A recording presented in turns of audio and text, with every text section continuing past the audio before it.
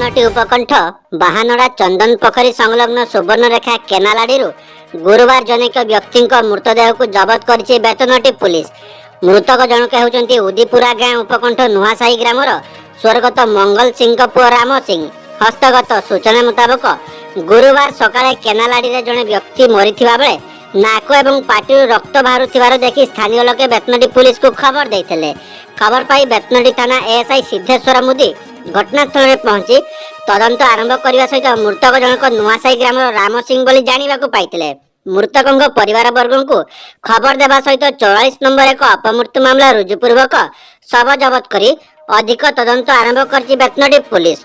तेबे postmortem report रामों मृत्युर सठिक कारण जना पड़िबो बोली पुलिस पक्षरु प्रकाश करा जायछि।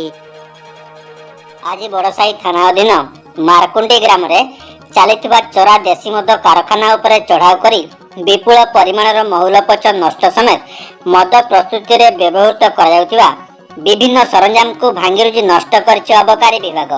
हस्तगत सूचना मुताबक मारकुंडी ग्रामर जंगलिया अंचल रे लटाबुदा भितरे गुप्त अवस्था चोरा देशी मद कारखाना चलथिबार खबर पाई बेतनटी अबकारी थाना पक्षरु आज अतर्कित चढ़ाव कराଯାଇଥିଲା।